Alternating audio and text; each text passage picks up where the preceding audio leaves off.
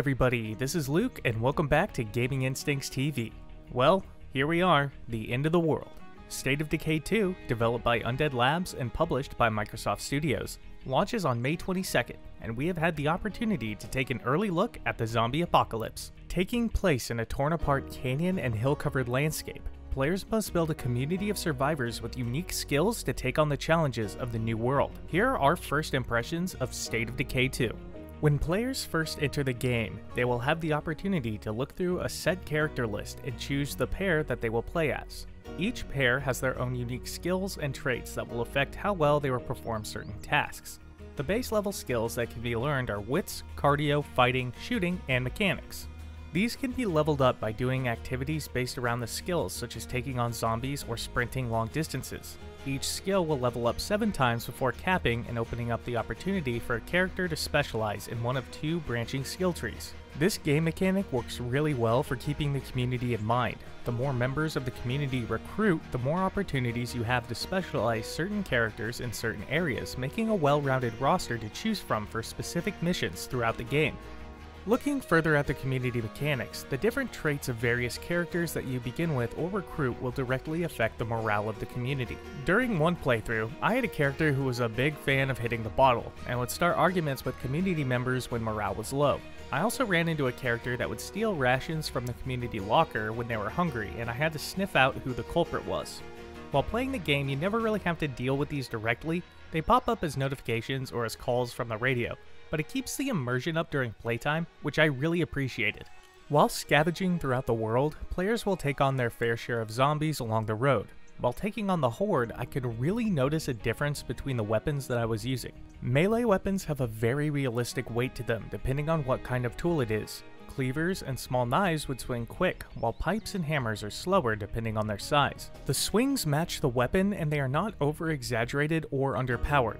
A very subtle game mechanic that really made me enjoy the combat and seek out different types of weapons to combine with different characters specialized in different skill trees.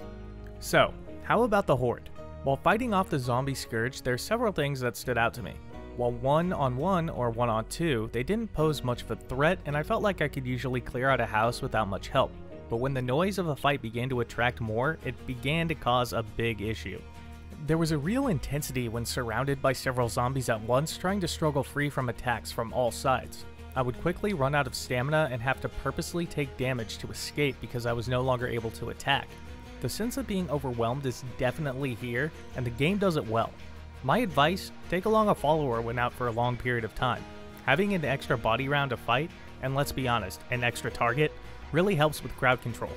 There are also zombie variants throughout the game that keep things interesting, the most common of which are the plague zombies. These bleeding red-eyed menaces will infect characters with blood plague if they manage to land enough hits, causing the character to eventually die if the plague cure is not administered in time. You can find these red-eyed enemies flocked around plague hearts that have infected buildings. If left unchecked, they will increase the danger around the area significantly. I found taking them out to be pretty easy with a partner involved, and the reputation and loot given after taking out one makes it worth your while to keep them in check.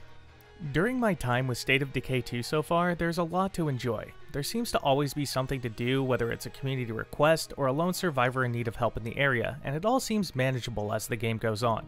Unfortunately, there was not much I really enjoyed looking at while playing the game. The landscape is kind of bland and the textures don't seem to have much time invested in them. While I know that graphics are not the focus of the game, it did take me out of it often enough to have me hoping for an update or a new map to have something new to look at. So to wrap it up, I've enjoyed my time with State of Decay 2. The game really held my attention while playing co-op missions and seems to have a ton to do as I grow my community and survive day by day.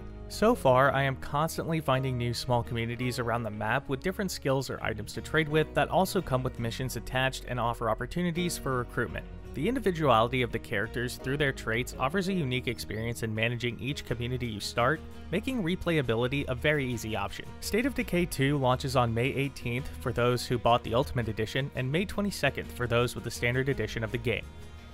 And that's it. Gaming Instincts TV will be leaving you right here. Don't forget to like and subscribe if you enjoyed this video, and hit that notification bell to stay up to date and know when a new video is ready for your viewing pleasure.